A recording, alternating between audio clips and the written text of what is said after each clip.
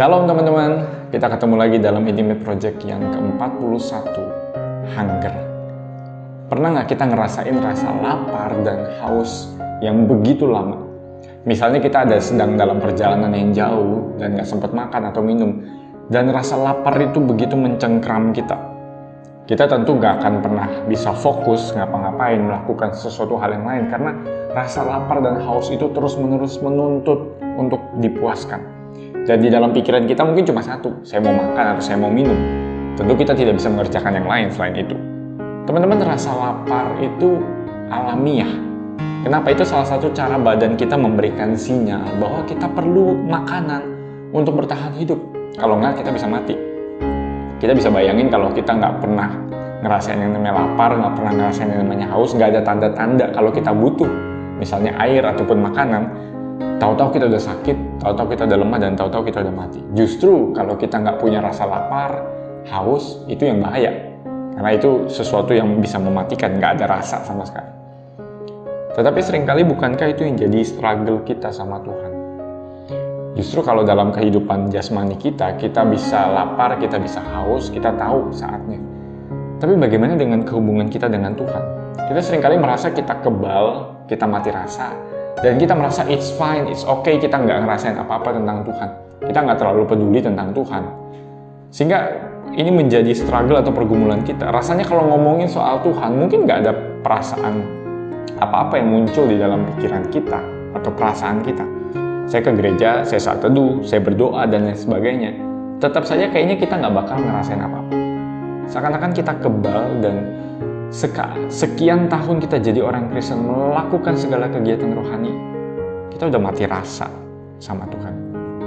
Akhirnya kita menjalani bahkan sampai sekarang dengan kekeringan rohani. Apalagi di masa pandemi ini, ketika kita sulit datang ke gereja, rasanya perasaan kita sama Tuhan, kepekaan, makin tumpul. Teman-teman, apakah kita merasakan itu sekarang? Rasa lapar dan haus akan Tuhan itu sebetulnya di Alkitab adalah salah satu perasaan yang paling penting dalam kehidupan rohani. Kenapa? Karena itu adalah salah satu tanda-tanda kesehatan rohani.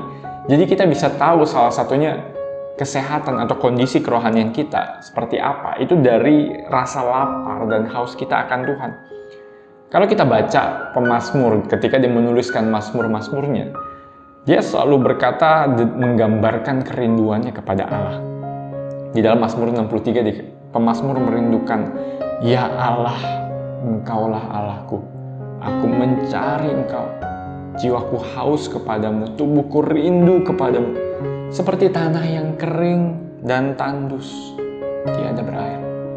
Atau ketika pemazmur mengatakan, "Seperti rusa yang merindukan sungai yang berair, demikianlah jiwaku merindukan Engkau, ya Allah." Teman-teman, pemazmur menggambarkan kerinduannya dan mencari Allah. Karena dia sadar tanpa Allah dia nggak bisa hidup. Tanpa Allah dia nggak mungkin melangkah di dalam kesehariannya. Karena itu dia merasa butuh. Dia tahu ada sinyal yang memberitahu dia bahwa dia membutuhkan Allah. Dia bukan menjadikan Allah sebagai sampingan. Ya udah, kalau ada syukur, kalau nggak ada juga nggak apa-apa. Kayaknya nggak bakal ngefek. Tidak. Dia jadikan Allah sumber kehidupan. Sehingga apa? Sehingga pemazmur merasa dia akan mati kalau tidak ada hadirat Allah yang beserta dengan dia. Teman-teman, inilah yang seharusnya jadi kerinduan kita bersama dengan Tuhan. Kau dan saya merindukan Tuhan bukan cuma ketika kita datang beribadah di gereja, tetapi di hidup kita pribadi, sudah seharusnya kita rindu dengan Tuhan, mengasihi Tuhan, dan dikasihi oleh Tuhan. Teman-teman, kerinduan inilah yang seharusnya kita kejar dan kita miliki. Pemazmur yang merindukan Allah ini bukan orang yang sempurna, bukan orang yang hebat juga, bukan orang yang justru lebih rohani dari kita. Dia sama bergumul, dia sama struggle-nya, tapi dia mau berjuang mengejar Allah. Mungkin sekarang saat ini teman-teman kita merasa mati rasa.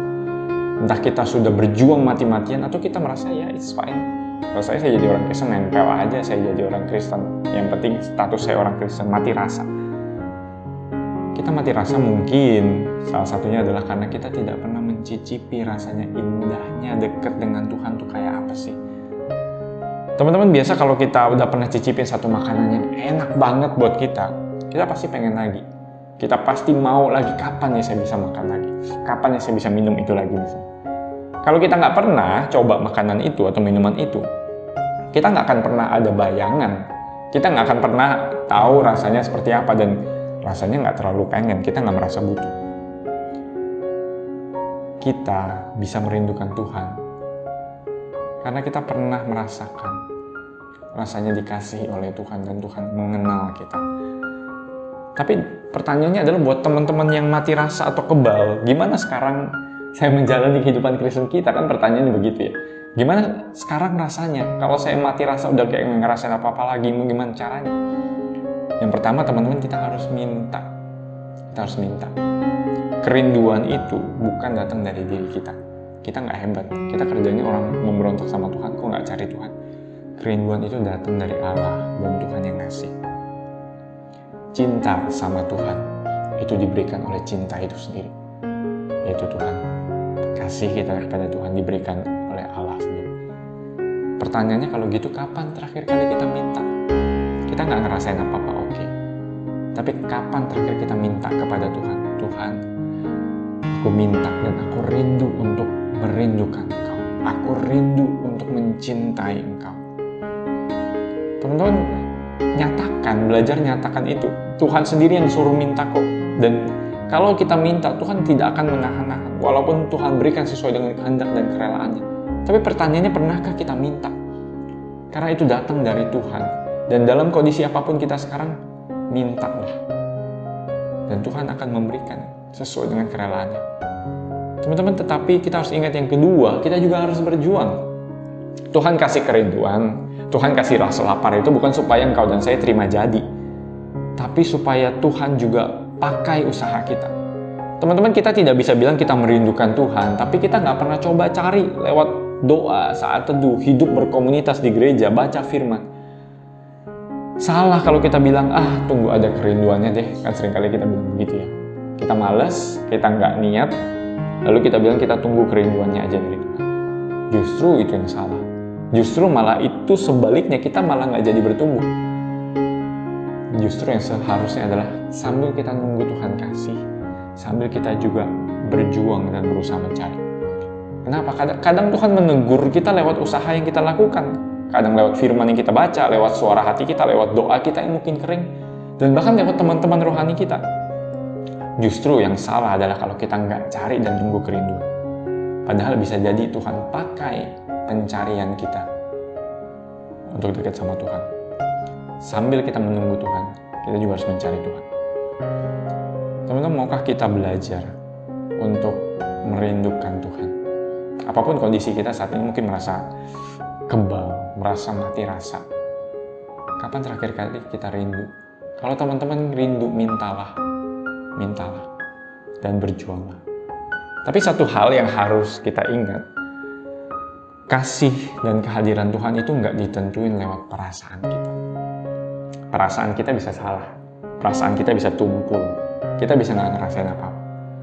Dan itu hal yang wajar sekali dalam pertumbuhan rohani. Tetapi kita harus ingat satu hal, segala kekeringan, segala mati rasanya kita tidak pernah bisa membuat Tuhan kurang mengasihi kita. Segala dosa kita, segala hal yang mungkin menghalangi, itu tidak pernah bisa membuat Tuhan kurang mengasihi kita dan memeluk kita.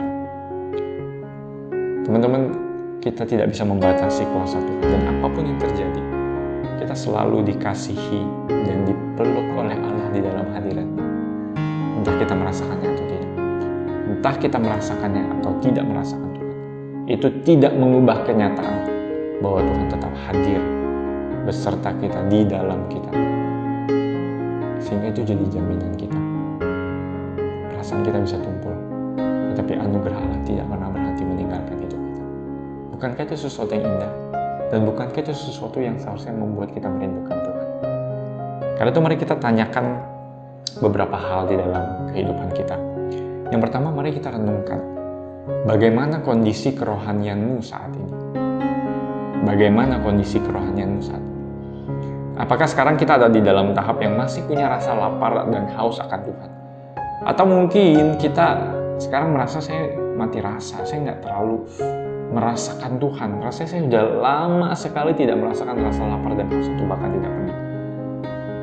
Kira-kira kondisi kerohanian kita seperti apa? Apakah kita pernah merasakannya? Atau kita masih punya? Atau kita masih kering saat ini?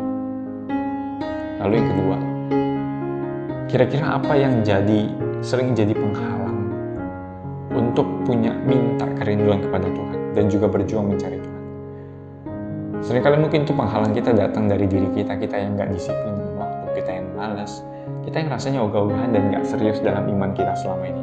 Kira-kira apa yang jadi penghalang di dalam keseharianmu untuk belajar mencari, minta pada hadirat Tuhan? Dan yang terakhir, bagaimana kamu bisa menyingkirkan penghalang itu? Bagaimana kamu bisa berusaha mencari dan menunggu Tuhan? Kira-kira apa komitmen yang bisa kamu lakukan? 1-2 hal yang kecil untuk menolong engkau dan saya untuk mencari Tuhan di tengah mungkin kekeringan kita. Apa yang bisa kita lakukan? Kiranya Tuhan menolong kita mempersiapkan sambil kita juga menyongsong Jumat Agung dan Paskah. Kita terus berjuang merindukan Tuhan, mati-matian mencari Tuhan, karena Dia sudah berjuang mencari kita. Tuhan memberkati kita. God bless you.